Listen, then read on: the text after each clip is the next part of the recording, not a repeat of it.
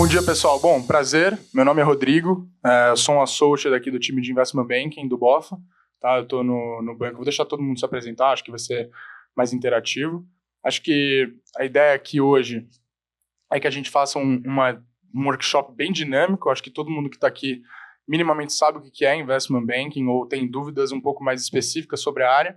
Então, acho que a ideia aqui também é não só a gente explicar um pouco sobre o banco, falar um pouco como funciona a dinâmica no dia a dia da área, mas também tirar algumas dúvidas específicas que vocês tenham, que vai ajudar não só ao longo da carreira, mas talvez por uma simples entrevista daqui uma semana, 2 semanas que vocês possam ter. E acho que, enfim, todo mundo aqui vai estar aberto para se chamarem no LinkedIn depois, tirar dúvidas em paralelo aqui quando acabar. E acho que é isso, tá? Bom, acho que só me apresentando rapidamente, como eu falei, meu nome é Rodrigo, eu já estou no banco, esse é meu 5º ano de Bank of America. Antes disso, eu fiz 1 ano e meio de estágio no Santander. Diferente de algumas pessoas, eu tive a oportunidade de estagiar logo cedo na carreira, então eu fiz 3 anos de estágio, o que me proporcionou alguns benefícios. Depois a gente pode falar mais sobre estágio especificamente. E hoje eu sou um associate, estou na cobertura de tecnologia lá do banco, tá? Vou passar aqui o microfone para todo mundo se apresentar e depois a gente começa os slides. Fala pessoal, tudo bem? Sou o João, sou analista aqui do banco, estou há 3 anos no banco, fui estagiário também e sou formado em engenharia na Poli. Tudo bem, pessoal? Meu nome é Thomas, eu sou um VP do banco, entrei como estagiário, trabalho lá há 8 anos agora, no Bank of America, e faço parte da cobertura de consumo e varejo lá. Depois eu vou falar a gente vai passar uma apresentação, eu vou falar sobre uma das transações que a gente fez ano passado e ajuda a passar um pouco da ideia do que a gente faz mais no detalhe também. Fala pessoal, eu sou o Marcelo Gervino, eu também sou o VP do banco, eu fico no produto de M&A, especificamente, eu também tenho um chapéu de staffer, então todo o pool de execução ali, associates, analistas e estagiários, ficam ali sob minha responsabilidade e toda a alocação de trabalho, então o Gilson vai explicar um pouco como a gente se divide, mas basicamente a gente tem células, né? Então tem o Thomas lá em consumo e varejo, o Gilson em tecnologia, o Vacian em utilities, também tem os produtos, eu faço parte do time de M&A, mas a gente também tem CM e DCM, e a gente tem um pool de execução, que é onde fica o time mais júnior, né? Os estagiários, os analistas, os associates, que o João faz parte, e enfim, e quando a gente é alocado nos projetos, basicamente eu ajudo o time nessa alocação também, a se dividir, né? Como que a gente faz para ter a melhor alocação possível, dar os recursos corretos para os times. Tudo bem, pessoal? Bom dia. Obrigado pelo interesse em vir conversar aqui com a gente hoje, na área de Investment Banking e especificamente aqui na nossa conversa do Bank of America. Eu sou o Marcelo Vacian, sou um diretor no banco, estou há 5 anos no banco, sou uma das pessoas responsáveis pela cobertura de utilities, que é basicamente tudo envolvendo energia elétrica e saneamento. Tá? Então, mais uma vez, obrigado aí, pessoal. Show, vamos lá. Então, pessoal, falando um pouquinho sobre o banco, acho que rapidamente a ideia aqui também não é ser muito extenso nas áreas que a gente tem. Obviamente, o banco dispensa comentários, acho que a gente já está no Brasil há mais de 50 anos, a gente é um banco internacional de fato, mas a gente tem uma presença local muito grande aqui no Brasil. Dentre as áreas que a gente tem, dentre os departamentos, vamos colocar assim, a gente tem a área de Investment Banking, que eu acho que é o principal foco aqui hoje, mas a gente também tem Global Research, área de renda fixa, FX, parte de Equities, Corporate Banking, Global Treasury Services e outras áreas de suporte, não menos importantes, como a área de Finance, crédito, operações, Legal e tecnologia. Tá? Falando um pouquinho especificamente sobre o IB, né? Então, como que a nossa Investment Banking Division no Bank of America está sendo dividida hoje? Tá? Diferentemente de muitos outros lugares do mundo, o Bank of America no Brasil, ele atua nos 3 principais produtos, então a gente tem M&A, ECM e DCM, e aí, como o Marcelo Gervino estava comentando no começo, a gente tem times específicos dentro dos produtos, tá? Quando a gente olha nesse slide aqui específico, a gente consegue ver muito bem uma separação que a gente chama de coverage, que é a cobertura setorial, e produtos, né? Então, hoje, no Brasil, para cada um dos setores da economia, então aqui eu estou falando utilities, tecnologia, o próprio consumo e varejo, a gente tem um MD, um Managing Director, focado na cobertura desse setor, acompanhando os clientes todos os dias, mantendo interações diárias no C-Level e nos Board Members, para ter certeza que a gente está sempre envolvido no diálogo estratégico, né? Eu acho que a grande diferença do Investment Banking para outras áreas é que você está sempre no diálogo estratégico das companhias, sempre atuando ali para ser o assessor de confiança de um fundador, de um CEO, até mesmo de um CFO, tá? Como que funciona, né? Se vocês imaginarem numa matriz, esse diretor, no final do dia, se vocês pensarem, são todos produtos, né? Produtos que um banco oferece. Tem um financiamento, de um seguro e tem um M&A, né? A diferença é o quão estratégico você está entrando no nível da companhia e o diálogo que você tem no dia a dia daquele business, né?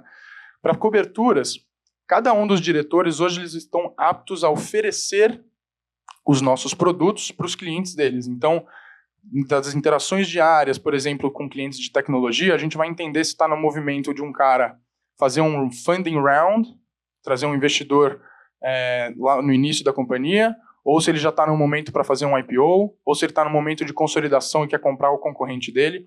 Tudo isso a gente só consegue identificar se a gente tem um diálogo diário com aquele cara, entendendo as preocupações deles, o momento da companhia, os números que eles têm, tanto os operacionais quanto os financeiros, se a gente consegue estar ali sempre buscando o diálogo mais estratégico.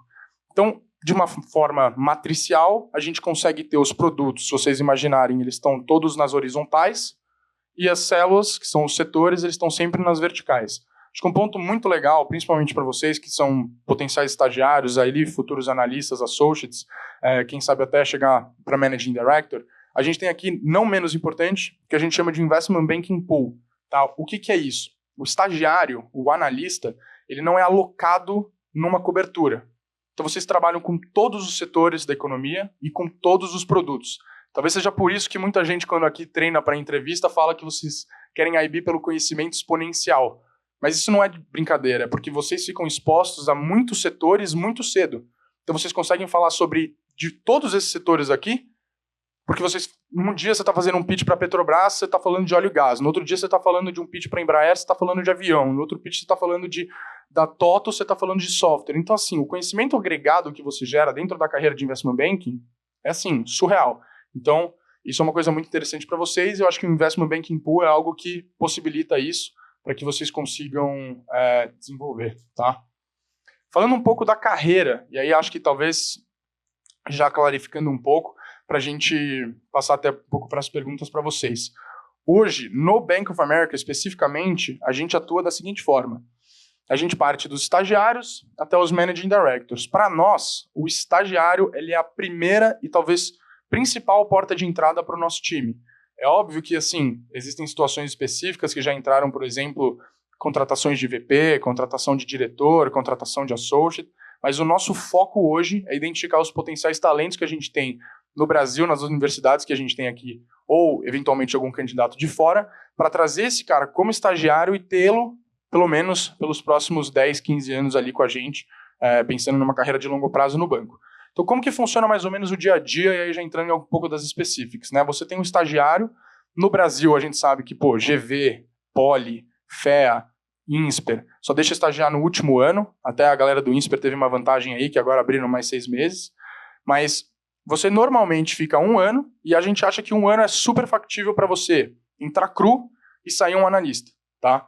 Durante esse 1 ano, você vai suportar os analistas e os associates nas mais diversas transações, apresentações para cliente, discussões com os próprios clientes. Então, acho que uma coisa legal de IB também é que talvez seja uma das poucas carreiras que o estagiário já tem exposição muito sênior, muito cedo. Então, você fica apto a falar, por exemplo, direto com o CEO, às vezes num projeto, direto com o CFO, quando você está ali durante a execução de um mandato de M&A ou de ECM, etc. Tá? E aí, depois desse 1 ano, ou 2, dependendo da faculdade que vocês fizerem, vocês acabam sendo efetivados. E aí vocês entram na rotina maluca que hoje é o Investment Banking. Acho que só um parênteses importante, e acho que eu queria ressaltar, muito se fala sobre a carreira de Investment Banking ser horas maçantes e que você vai trabalhar lá 24 horas por dia. Eu acho que isso vem mudando muito ao longo dos anos. Então, hoje, o nosso programa de estágio é um programa de 7 horas de Investment Banking. Você pode optar por fazer das 9 às 5 ou das 2 às 9, tá? E por que disso, né? Porque acho que, assim, de um tempo para cá, a indústria mudou muito. E aí, a gente tem que se adequar também, não só às leis, obviamente, trabalhistas, mas também com os padrões que estão mudando no mundo. Então, assim, é difícil. Todos os bancos, se vocês forem entrevistar, vocês vão ver que eles estão ajustando o horário do estagiário para não ser aquela loucura de 24 horas. E aí muita pessoa fala, putz, só 7 horas, não vou trabalhar nesse lugar então. Talvez é uma cabeça até um pouco retrógrada, se você for pensar, porque, de certa forma, você tem que se formar na faculdade. O que acontecia muitas vezes é que o cara trabalhava 24 horas, ainda tinha faculdade, não sobrava tempo, chegava no final do estágio dele, ele não passava na faculdade e tinha que abrir mão do emprego para ficar mais 6 meses fazendo alguma DP e de fato passar e aí conseguir outro emprego. Então, falando de estagiário, para encerrar, tem um ciclo de 1 a 2 anos, 7 horas de estágio aqui no banco, tá? Partindo do princípio que você foi efetivado, tem toda a rodada de feedbacks, geralmente o estagiário acaba que fica 1 ano, ele tem 2 rodadas, uma no meio do ano e uma no final, e é bem claro o processo que a gente tem lá dentro. Você vira um analista, né? Com o analista já sobe mais as suas responsabilidades, você acaba tendo que executar as transações, você acaba tendo que estar lá no dia a dia da preparação de todos os materiais e garantir que não só o trabalho do estagiário que está te suportando está certo, mas que também você está conseguindo refletir o guidance que um diretor, que um VP ou que um associate passou para você para preparar aquele material. Então você fica ali muito na execução do dia a dia, dos materiais e dos projetos, tá? O associate, eu acho que é a mesma coisa, um pouco mais de responsabilidade ainda, então você já fica um expert na parte de financial model, mas você também já fica muito mais por dentro de como executar uma transação, como originar ideias junto com os VPs e com os diretores, você acaba tendo alguns chapéus diferentes ao longo do tempo para você originar novos clientes junto com os VPs e junto com os diretores, então você acaba tendo mais responsabilidade. VP, diretor e MD, você já entra toda na rota para você originar clientes à medida que o seu time júnior vai executando, mas o VP ainda talvez eu diria que sempre olhando ali também o dia a dia das transações. Diretor e MD e Managing Director, você já fica responsável muito provavelmente por a cobertura setorial pela cobertura do seu setor, então assim, você já tem que ter interações diárias com todos os clientes, você tem que estar no dia a dia daquelas companhias, você já tem que estar dentro do diálogo estratégico, e óbvio que é uma construção, se você fica naquele banco durante 15 anos, 10 anos, por exemplo, eu, Marcelo, todo mundo que está aqui já está no banco há muito tempo, então assim, se a gente vai fazendo pitch e projeto para algumas empresas específicas que são clientes da casa, você acaba conhecendo aquele CEO, aquele CFO, aquele time lá dentro durante muitos anos. Então, acho que assim, você cresce junto que o pessoal da companhia cresce. Isso é muito bacana também, tá? E aí, acho que fechando um pouco aqui, até em prol do tempo, para vocês também terem perguntas, acho que o que drive a gente ser um bom profissional de investment banking, tá? E acho que especificamente aqui no BOF a gente gosta de dividir por esses 5 temas, e aí depois eu vou explicar rapidinho como funciona um processo de M&A sell side, e aí a gente entra para o case, que o Gruber comentou, e aí a gente abre para as perguntas, tá? Eu acho que hoje o que a gente preza, né? A gente preza por um trabalho de excelência todos os dias. É muito difícil você ser uma pessoa excelente todos os dias. E como a gente tem muitos clientes, e são muitos clientes importantes, às vezes é o projeto da vida daquele fundador, às vezes é o projeto que vai fazer toda a diferença ali para o cargo daquele CEO, a gente precisa executar com excelência para ter certeza que aquela companhia vai colher os frutos no longo prazo e que os acionistas vão maximizar o valor e que todo mundo vai sair ganhando. Então, acho que assim, excelência é algo que tem que estar na nossa mentalidade todos os dias. A partir de analista até managing director, cara, assim, é intensidade todos os dias. É assim, você tem diretor trabalhando de final de semana, da mesma forma que eu, e eles também trabalham de final de semana. Você tem que estar sempre falando com o cliente. Então, assim, seu dia, às vezes ele tem 25 horas se o seu cliente estiver em Nova York e você tiver que contar por uma difusa. Então, assim, acaba sendo um trabalho bem intenso. Client-centric mindset. Então, como eu falei, tudo que a gente faz é para cliente. Então, assim, ninguém está lá se não for os nossos clientes contratando a gente no final do dia. Então, a gente tem sempre esse foco principal na estrutura organizacional das companhias, entender a fundo a operação daquele cara para estar junto com ele, pensando nessas alternativas e ser, de fato, o assessor de confiança, tá? Nunca desistir, isso pode parecer piada, mas depois que você varou 3 noites seguidas, você já está, morrendo lá no escritório. Acho que esse sentimento de que você quer algo para o seu futuro, que, você quer se desenvolver, que você quer fazer parte de um time grande, que você quer ter relevância, eu acho que são esses os fatores que te ajudam a não desistir no dia a dia, e a gente sabe o quanto é difícil, né? Vocês estão na faculdade, às vezes você tem que virar 1, 2 noites estudando por uma prova, imagina fazer isso durante sua carreira, pensando no longo prazo, óbvio que as horas vão melhorando, né? Mas, assim, ainda assim, nunca desistir é um ponto muito importante. E eu acho que o principal é o nosso espírito de parceria, de teamwork, né? Eu acho que o BofA especificamente, eu tive a oportunidade de trabalhar em outro lugar de investment banking também, só conheço o IB, então se alguém quiser me perguntar sobre qualquer outro setor, talvez eu não sei, de qualquer outra área, talvez não sei explicar tão bem, mas acho que assim, o Bank of America especificamente é um banco que a gente tem um time muito unido lá dentro, né? E não vendendo caro para vocês, eu acho que não precisaria fazer isso, mas eu acho que é uma galera que é uma galera jovem, é uma galera que está no banco há muito tempo, então tem esse espírito de parceria quando você está trabalhando com a pessoa há 5 anos, né? Então acho que 5, 10, tem gente que trabalha junto há 15 anos, imagina, você vê a mesma pessoa durante todos os dias 15 anos, né? A gente se vê mais do que a gente vê nossas próprias famílias, querendo ou não, durante a semana, então é algo muito, muito de parceria, muito de espírito de time, tá? Acho que isso é um pouco o que resume a nossa área de investment banking. Depois a gente pode entrar mais para perguntas e Q&A. Agora o que eu queria explicar para vocês é como que funciona um processo de M&A sell-side, que eu acho que talvez seja um dos tipos de produto que a gente oferece, e aí depois eu passo a bola para o Tom, que pode falar um pouquinho também sobre a transação que a gente assessorou, que foi a transação da venda do Outback, tá? Acho que assim, falando de maneira geral, quais são as principais etapas de um processo de M&A sell-side, né? Então, a partir do momento que a gente fez o pitch e a gente ganhou o mandato, a gente entra para fazer o kick-off daquele projeto. No kick-off vai ser onde a gente vai definir não só, por exemplo, qual que vai ser a estratégia daquele processo, então a gente vai fazer uma venda majoritária, uma venda minoritária, a gente já sabe quais são os buyers que a gente vai fazer o outreach.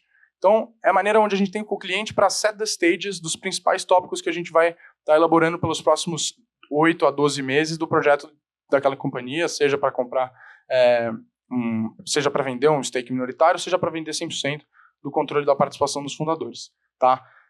A partir disso, a gente entra no que a gente chama de desenvolvimento dos materiais de marketing, que aí é onde vocês vão trabalhar, tipo assim, quase que sempre. Que é basicamente confecção de 3 principais. Vai ter o teaser, o CIM e o financial model, tá? Isso, todos os trabalhos que vocês fazem em conjunto com os analistas, tá bom? A partir do momento que esses materiais de marketing estão prontos, a gente começa a ficar apto a fazer o lançamento oficial daquele processo e, de fato, enviar o que a gente chama de teaser e NDA. Então, todos os buyers que a gente está fazendo o outreach, eles vão receber um teaser sobre a companhia, que geralmente é um documento de 5 a 10 slides no máximo, contando sobre a oportunidade, sobre o que aquela companhia faz e sobre os principais números financeiros e operacionais, junto com o NDA. A partir do momento que esse cara recebe o teaser, recebe o NDA, é onde ele vai mostrar interesse. Se ele quiser assinar o NDA, a gente já sabe que, esse pode ser um potencial comprador que vai estar olhando esse projeto com a gente. A gente vai, então, de fato, a partir disso, que ele envia o NDA assinado, a gente envia o que a gente chama de Information Package, que contém o CIM, que contém o Financial Model e geralmente contém uma carta processo, que é um documento simples, mas é um documento que coloca todas as principais etapas que vão redigir o processo. Qual que é a data que o cara tem que mandar Q&A, qual que é a data que o cara tem que mandar a proposta. Então tudo isso está explicadinho, é tudo muito bem estruturado para ter certeza que, assim, tanto para o vendedor quanto para o comprador esteja sempre claro, um processo bem dinâmico, mas é um processo claro, tá? A partir daí, a gente distribui os materiais de marketing para esse cara. O comprador, o potencial comprador, ele vai ficar responsável por fazer uma diligência, geralmente uma diligência de primeira fase, que pode durar mais ou menos 5 a 6 semanas, e é um momento onde ele vai começar a analisar os números do modelo, analisar as áreas que aquela companhia tem. Então, o CIM é uma apresentação de 100, 120 slides que contempla tudo sobre a companhia. Então, desde corporate overview, falando das áreas, falando dos times, como que é a estratégia de vendas, como que funciona o time, o organograma daquela companhia, mas também todos os outputs do modelo, como que é a evolução de receita, qual que é a evolução de EBITDA, como que essa empresa gera caixa. Então, acho que tudo isso está contemplado dentro desse documento. A partir daí, a gente, como eu comentei na carta processo, ele tem uma data específica para mandar uma oferta, né, que é a oferta não vinculante, que a gente chama, que é a primeira proposta que esse cara vai colocar.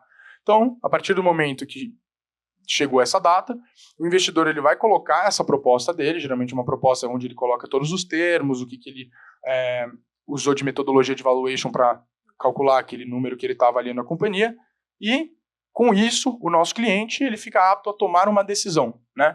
Vamos supor que a gente fez o outreach para 15 buyers, mas a gente só quer escolher 3 para a segunda fase para manter uma atenção competitiva. Então a gente vai pegar as 3 melhores propostas, e aí a gente, como Investment Banking, faz a análise dessas propostas Porque às vezes um cara está pagando 2 bi, vai estar comprando 70%. Aí o outro cara está pagando 1 bi 900 e está comprando X. Pô, vamos ver qual que é o melhor valuation para aquele acionista, vamos ver qual que é a melhor estratégia aqui, pensando nos termos do processo. E aí, com isso, passam-se, então, 2 a 3 buyers para a segunda fase, é uma fase de diligência mais extensa, então o cara vai receber o que você já deve ter escutado, que é o VDR, é o Data Room. Então ele vai ser aberto um processo onde ele vai fazer uma diligência de 10 semanas, uma diligência mais extensa, uma diligência confirmatória, que a gente chama de muitos pontos que vão ser discutidos lá dentro desse VDR, então o cara vai ter acesso a todos os números, todas as DFs, os balancetes, os processos civis, então o cara tem que contratar advogado, tem que contratar auditor, tem que contratar assessor técnico, se for, por exemplo, uma empresa de utilities, o cara vai ter que ir lá subir na turbina, ver se o gerador está saindo energia do jeito certo, então tudo isso importa, né? Tudo isso importa. E aí, a partir desse momento que o cara fez a diligência confirmatória, então ele fica apto a colocar o que a gente chama de oferta vinculante. Então ele vai colocar essa oferta, já é uma oferta que já tem uma base de 10 semanas de estudo sobre aquela companhia, tanto com pareceres dos advogados, quanto do parecer dos assessores técnicos, auditores, etc. E aí, com isso, o nosso cliente vai ter uma oferta um pouco melhor. Geralmente o cara abaixa o preço, dificilmente o cara aumenta o preço. Mas o nosso cliente vai tomar uma decisão daquele player que ele vai seguir, então, para negociar os documentos da transação. E aí são documentos que você já deve ter escutado também. Você tem o acordo de acionistas, você tem o SPA, e a partir daí, dessa negociação, que pode demorar mais 4 ou 5 semanas, é concluído o signing da transação. E aí, a partir daí, entra num período de CAD, por exemplo, até o fechamento oficial da transação. Tá? Eu acho que, assim, de maneira rápida e geral, é isso. Eu acho que isso é o que funciona dentro de um programa, de um processo de M&A sell-side. Agora eu vou passar para o Tom para contar um pouquinho sobre o deal específico de Outback. E aí, pessoal, acho que, assim, benefício de todos aqui, não precisa ter necessariamente uma ordem, mas acho que aí vocês podem começar a fazer perguntas específicas em relação a processos de M&A, IPO, follow-on, que vocês tiverem de dúvida, mas também de outros assuntos, que aí a gente vai fazendo uma coisa um pouco mais dinâmica aqui, em benefício do tempo de todo mundo. Tá bom? Não vai dar tempo todo mundo, tá? Vai ter todos os analistas já ir lá no nosso stand. Isso. Aí, se não passar no nosso stand ainda, vai lá. Pega o QR Code, manda o nome de vocês, para a gente ter o contato de vocês depois.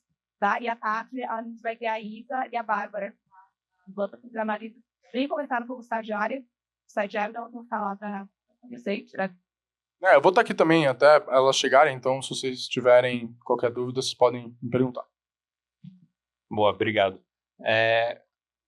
Tem como... Onde que passa o... Mais um slide? Não? Aí. Só para vocês terem uma... Acho que a ideia aqui é tangibilizar um pouco tudo que o Rodrigo falou. Numa transação que a gente fez ano passado, que foi a venda do Outback aqui no Brasil para 20 partners. Acho que todo mundo, ou quase todo mundo, conhece a marca Outback. Muitos devem achar que, às vezes, acham que é da Austrália, mas, na verdade, é uma empresa americana. E ela é uma empresa listada, eles têm a marca Outback e a Abbraccio dentro delas. Na verdade, é uma transação que a gente já começou a trabalhar nela em 2019, então eu era analista na época. Depois teve, enfim, problema com pandemia, todos os restaurantes fecharam, então foi um processo que ficou parado e voltou ano passado. E a gente... Foi uma mudança na cabeça dos acionistas lá dos Estados Unidos que decidiram seguir com essa venda. Então, é muito importante toda essa questão que o Bank of America é um banco global, mas também tem uma representatividade muito boa aqui no Brasil, porque a gente tem esse contato, toda essa interação, tanto com o nosso time lá fora, que tem um relacionamento super bom com a empresa, conseguiu manter esse relacionamento ao longo dos anos, e trouxe esse mandato que a gente trabalhou em conjunto, tanto o time de fora quanto o time brasileiro, na venda. Então, basicamente, falando super rápido aqui sobre o processo, para deixar tempo para vocês perguntarem, a gente começou a trabalhar nisso mais ou menos em maio do ano passado, foi um processo que terminou em dezembro, e a gente fez exatamente essas fases que o Rodrigo comentou, né? Então, a gente teve toda a preparação dos materiais no começo, o modelo financeiro. Nesse meio tempo, a gente pensou quais são os melhores compradores para essa empresa, né? Então, quem que vai ter algum estratégico, vão ser players financeiros, quem que vai ter a capacidade de comprar, quem que vai realmente olhar de verdade para fazer um processo mais selecionado com as empresas, com, né, os potenciais compradores que a gente achava que fazia sentido. Depois de selecionar tudo isso, a gente enviou a NDA com todos os materiais, com o teaser para os potenciais compradores. Quem teve interesse assinou o NDA, recebeu mais detalhe, e aí a gente começou o processo. Teve bastante atratividade, depois a gente selecionou alguns potenciais compradores para uma segunda fase, que é a parte mais detalhada, onde vai ter a diligência, a gente vai enviar mais informações, tem toda essa parte do processo, até selecionar quem que seria, né, a melhor oferta para a gente conseguir seguir com a negociação dos documentos, que no caso foi a 20. Então todo esse processo aí durou de maio até dezembro. No final foi uma super conquista para a empresa nos Estados Unidos, que queria focar mais nas operações principais dela, que eram que é o Outback, o Abbraccio, nos Estados Unidos. E então acho que diz muito sobre como a gente atua tanto no Brasil quanto nos Estados Unidos, como a gente tem uma conexão muito forte com o nosso time lá fora, o relacionamento lá fora importa bastante, para a gente conseguir fazer transações cross-border, né? Então, no final do dia, foi um trabalho bastante de equipe aí. Acho que vai no ponto do que o Rodrigo falou, é muito trabalho de equipe e muito intensidade, nunca desistir, porque, né, a gente estava com isso em 2019, não deixou a bola cair, não deixou o relacionamento terminar com o pessoal lá fora, e a gente conseguiu retomar isso e finalizar no final do ano passado. Então acho que é isso. Não sei acho que a gente podia abrir para pergunta agora, para não tomar muito tempo.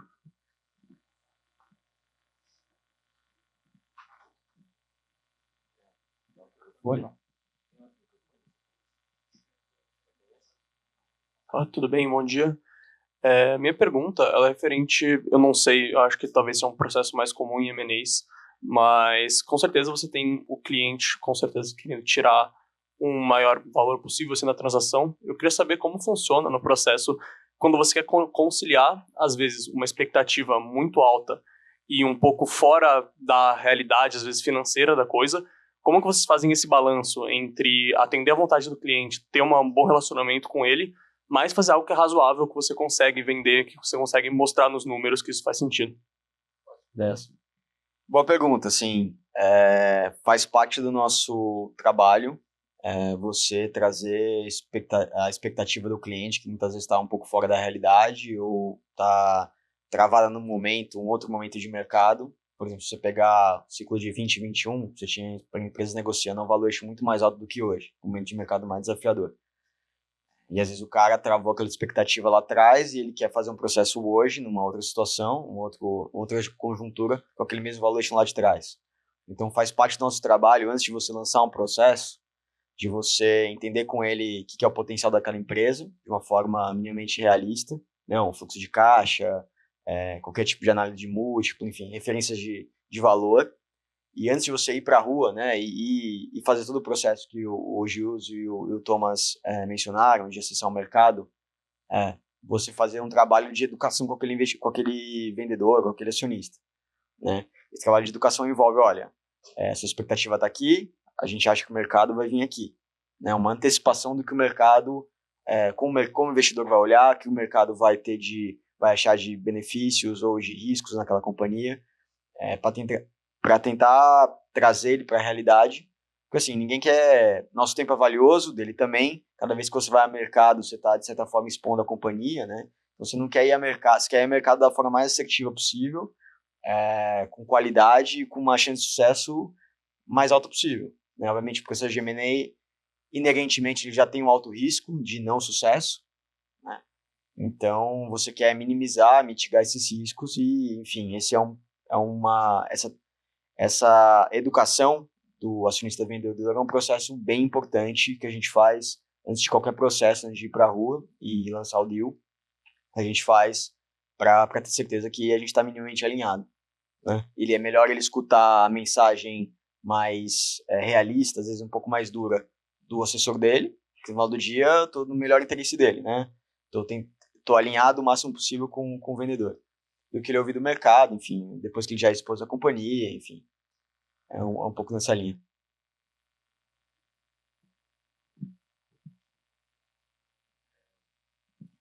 Bom, tendo em vista esse ponto que o Tomás trouxe aí de ser um banco que tem uma forte relevância lá fora, e até pensando no cenário de alta volatilidade macroeconômica que a gente está tendo no Brasil, com juros e tudo, como que o BOFA entende, assim, é um diferencial, assim, vocês enxergam que é um diferencial essa relação que vocês têm forte lá fora, pensando, assim, em empresas que estão saindo do Brasil, que estão pensando em listar lá fora, então, por exemplo, a gente teve o último IPO do Nubank, a JBS indo lá para fora também, ou até em ADRs, vocês enxergam isso como um diferencial, vocês terem vamos dizer assim, esse ponto forte assim lá fora?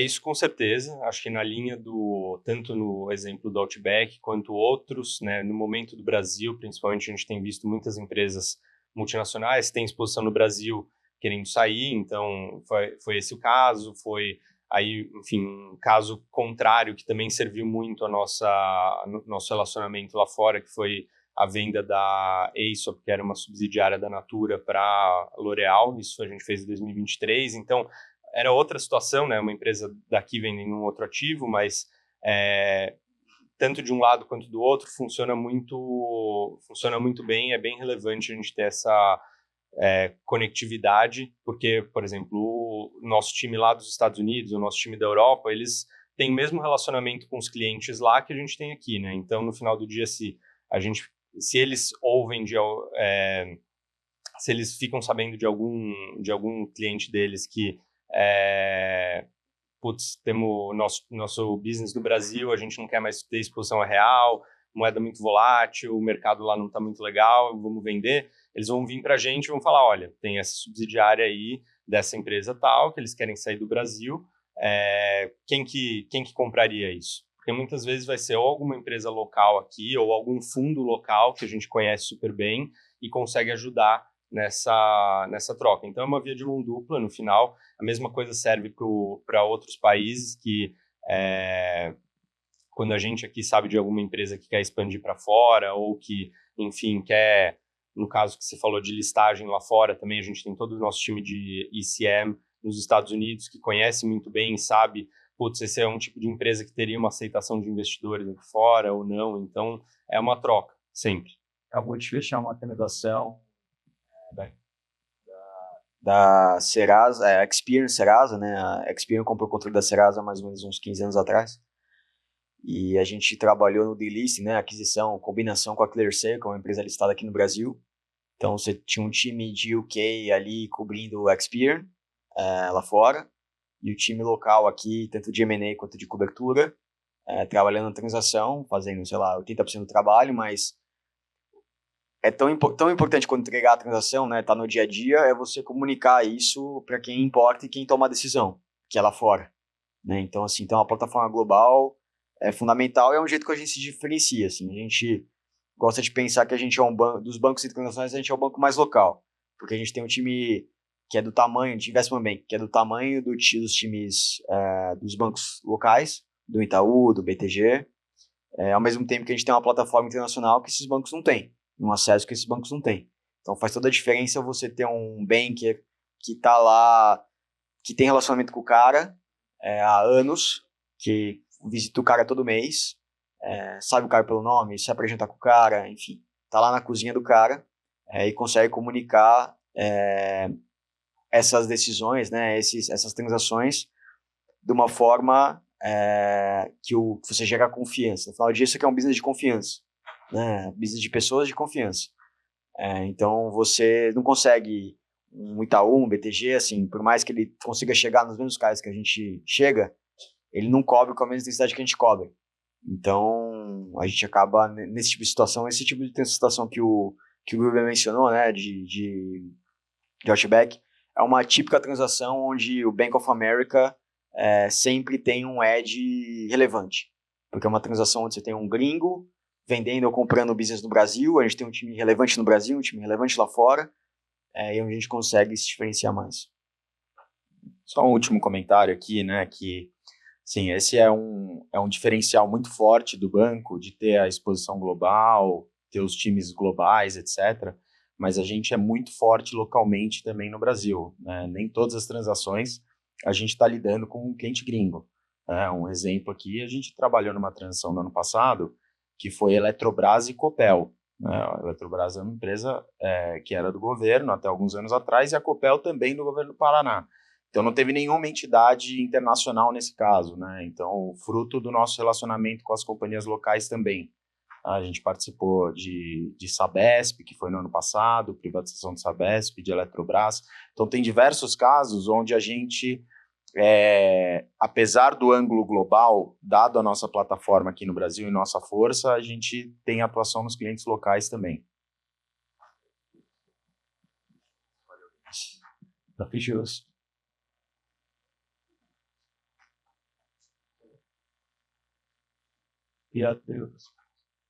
Bom dia, pessoal, tudo bem? A minha pergunta seria mais em linha da última coisa que o Tomás falou, de ser uma questão de confiança com o cliente. Como que vocês oferecem essa confiabilidade, tanto para o cliente, quanto poderia ser um exemplo na nossa posição, numa entrevista estagiário?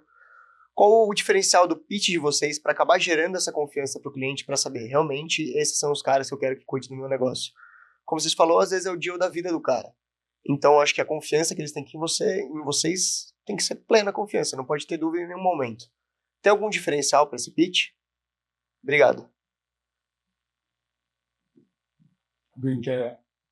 Eu acho que...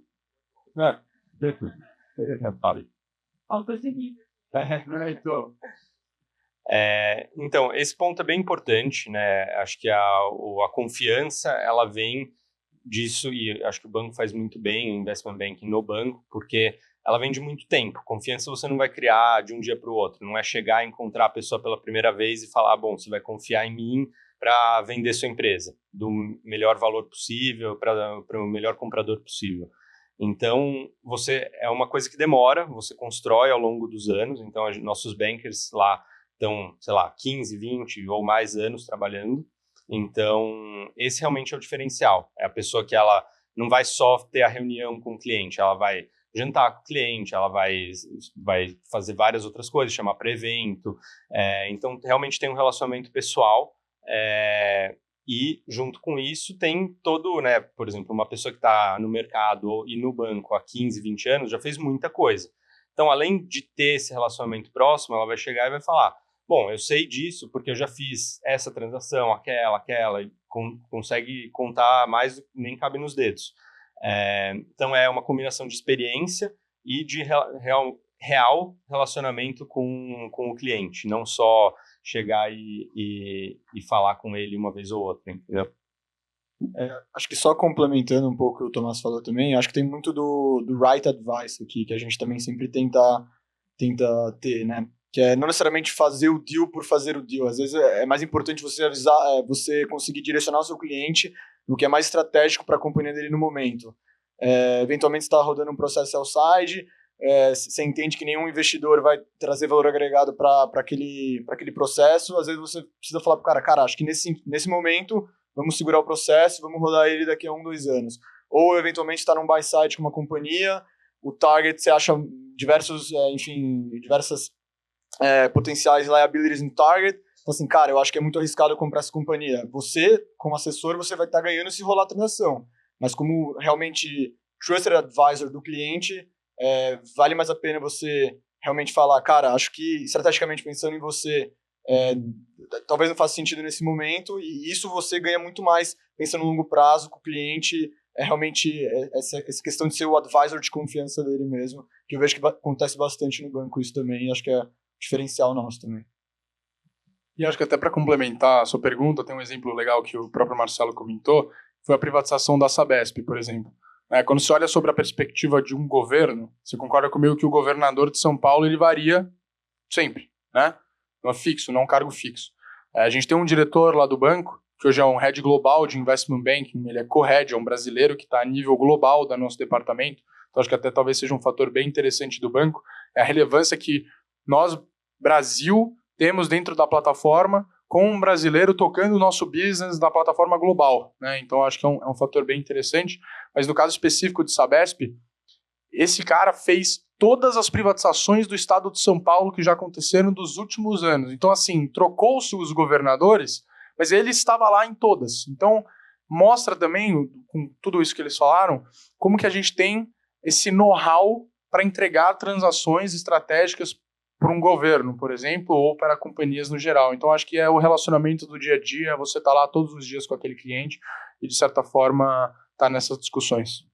Perfeito. Muito obrigado, pessoal.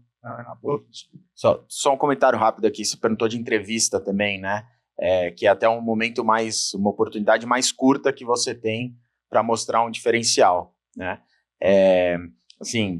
E isso a gente vivencia com os nossos clientes todos os dias, né? Você tem que trazer uma inteligência, profundidade nas discussões com clientes, para você conseguir chamar a atenção.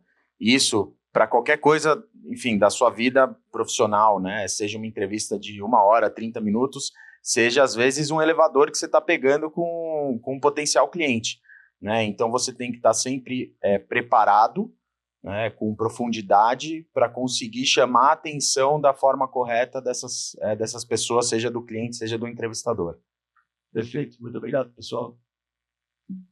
Acho que tinha...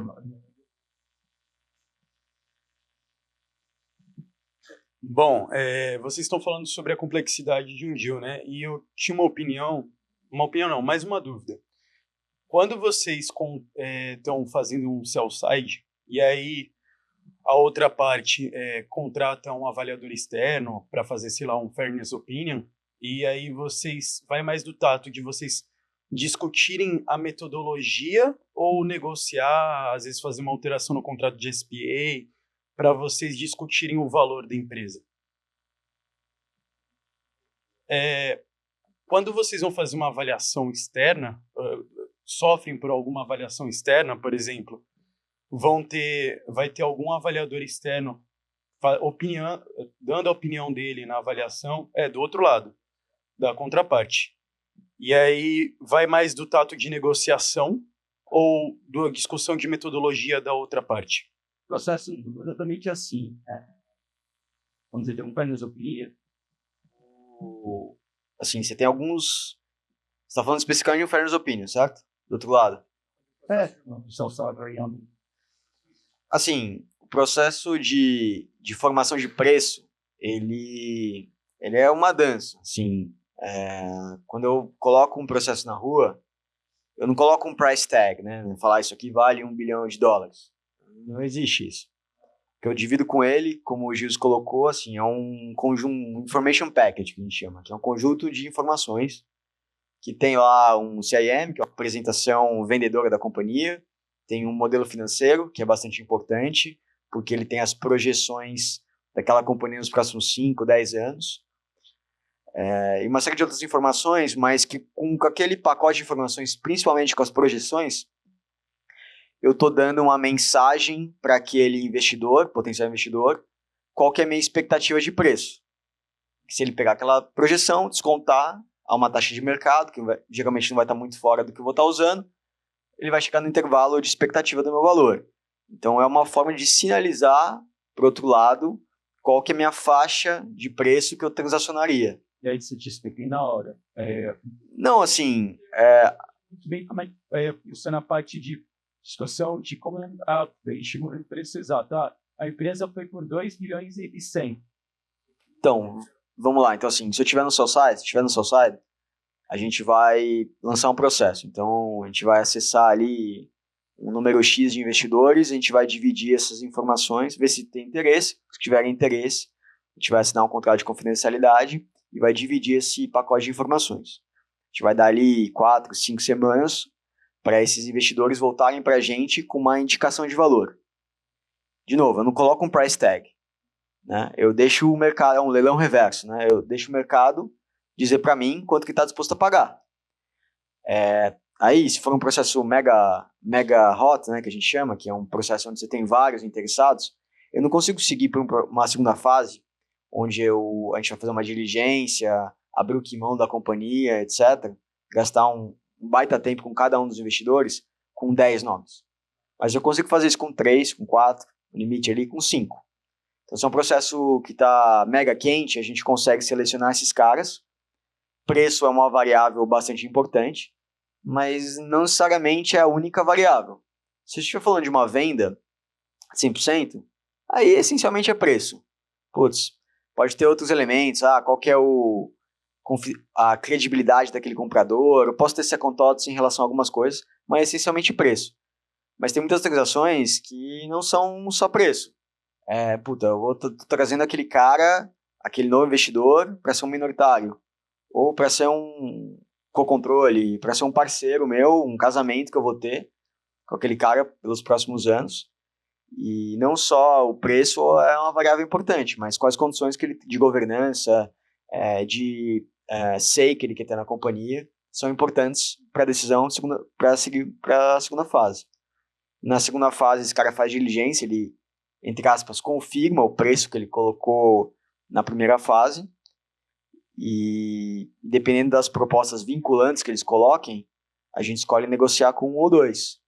E aí cada caso é um caso, mas assim, tem casos onde a gente consegue ter um processo, de novo, é um ativo que todo mundo quer, tem uma grande escassez, então a gente consegue ter uma movimentação de preço relevante. Então todo mundo, sei lá, bidou próximo de 1 bi, a gente consegue trazer esse valuation mais para, sei lá, 1 bi 100, 1 bi 200.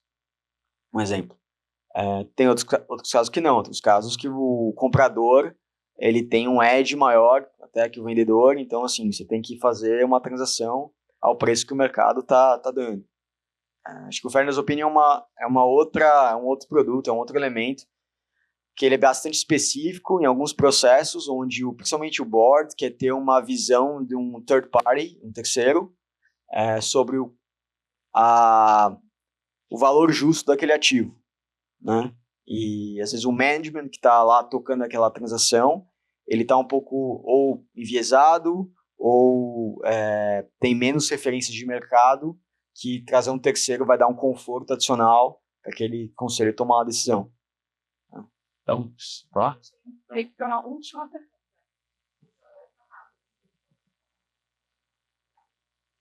A gente vai estar ali do lado de fora, então se tirarem a gente da sala, a gente responde lá fora.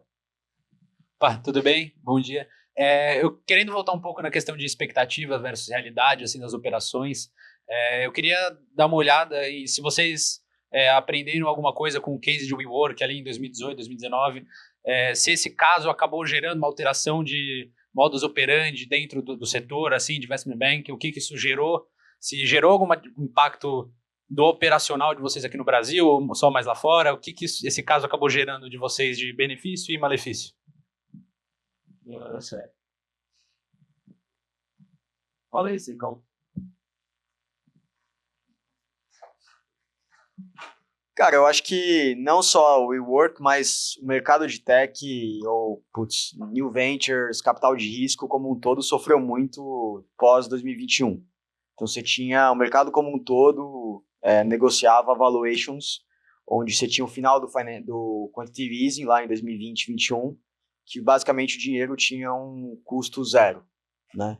E aí quando você tem custo zero, você faz investimentos que talvez não sejam os mais a melhor alocação de capital possível, né? Uma boa forma de colocar.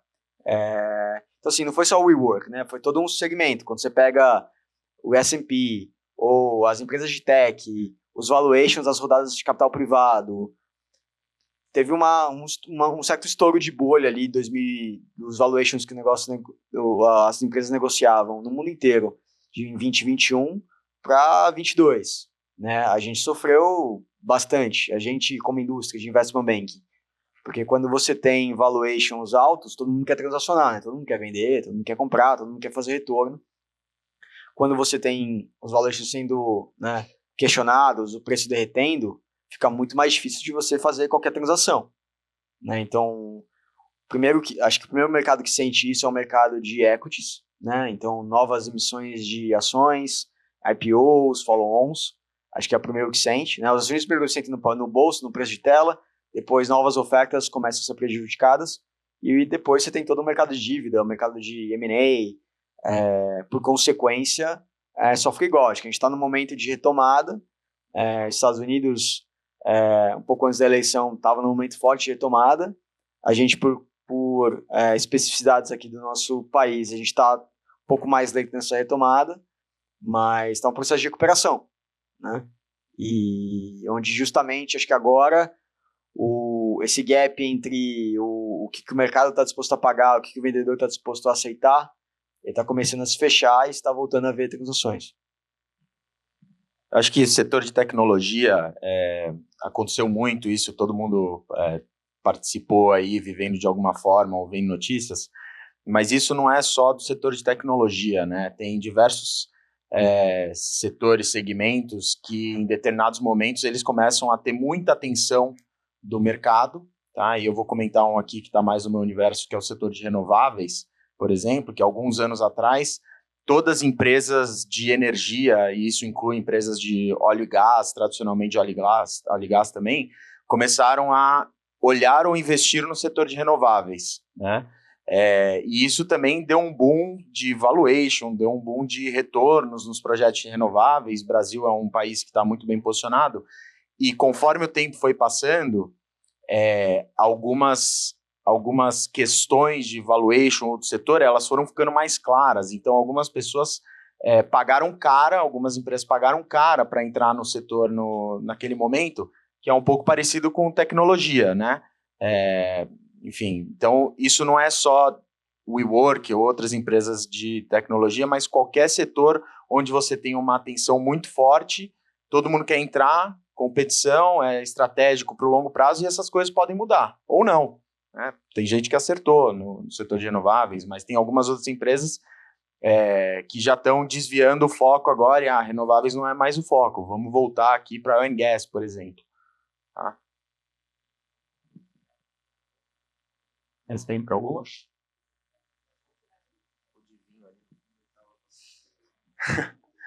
Vamos lá. Bom dia, pessoal, tudo bem? Eu tenho uma dúvida mais, acho que mais do dia a dia, não tem a ver com muito o que vocês estão falando, mas tem a ver com negociações, M&As. Eu escuto de alguns profissionais mais velhos de M&As, e até eu já vi isso em pesquisas de mercado, que mais de 80%, mais de 90% dos deals são feitos com múltiplos de mercado. E eu sou um defensor do fluxo de caixa. Eu queria saber do ponto de vista de vocês. Vocês veem a maioria dos deals, pelo menos da parte de quem está tentando comprar, ou até do cliente de vocês tentando fazer por múltiplo, ou o pessoal põe um fluxo de caixa ali para ver se, eu estou falando que eu vou atingir esse mercado e eu estou botando o crescimento necessário para atingir isso. Do ponto de vista de vocês, é 90% múltiplos ou tem bastante fluxo de caixa nessa conta aí? Não, assim, pela operação, você vai triangular, se tiver foi múltiplo, você faz. Múltiplo você faz uma conta em alguns minutos, né? Mas é uma referência também. Ninguém faz uma transação só olhando uma métrica ou só olhando outra.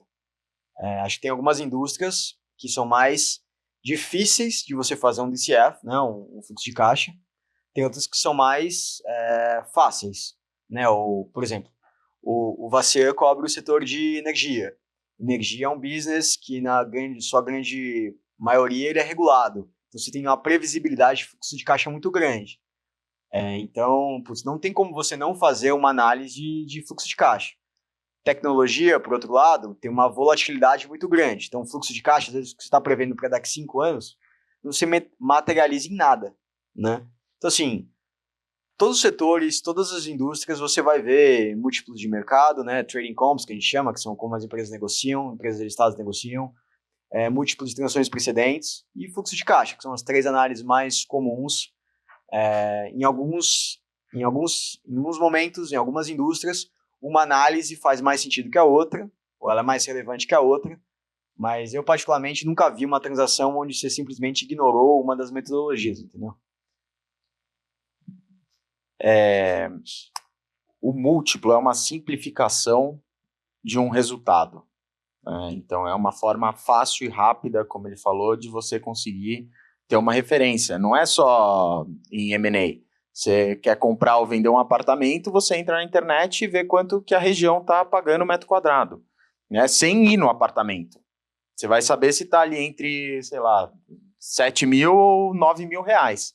E depois você vai ver o apartamento. Mas aqui precisava fazer uma reforma, alguma coisa assim.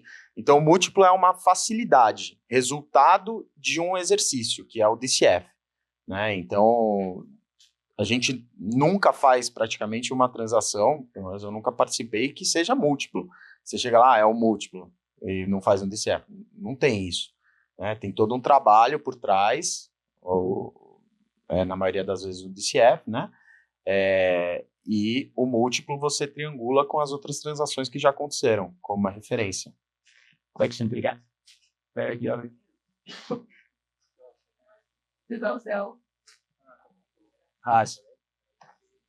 Obrigado, pessoal.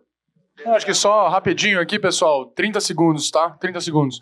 A gente tem um QR Code lá no nosso stand que tem diversas vagas em aberto para programa de estágio, incluindo o nosso programa de estágio em Investment Banking. Acho que um ponto específico que eu queria só comentar, talvez nem todo mundo aqui já possa estagiar, a gente também tem um processo, que é um processo de Summer, não é um processo aberto ao público, é um processo que geralmente é mais batendo papo com as pessoas que trabalham no nosso time. Então eu convido vocês a sempre estarem em contato via LinkedIn, ou se vocês tiverem conhecidos que trabalham no BOFA. É um programa de Summer que geralmente ele acontece para os candidatos aqui do Brasil entre dezembro e janeiro e fevereiro.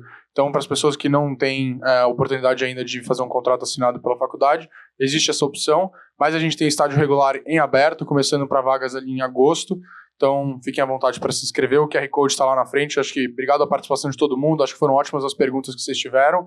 Obrigado o interesse no banco. E a gente vai estar por aí, rodando pelos corredores, batendo papo com vocês. Para quem tiver dúvida, eu acho que a gente está aqui, more than welcome, para receber todos vocês. E, bom, para todo mundo que tiver entrevistas marcadas, se alguém tiver, boa sorte aí nos processos que vocês fizerem com a gente. Eu acho que é do nosso interesse estar sempre retendo os melhores talentos, e só de vocês estarem aqui já mostra o interesse na área. Valeu, obrigado, pessoal.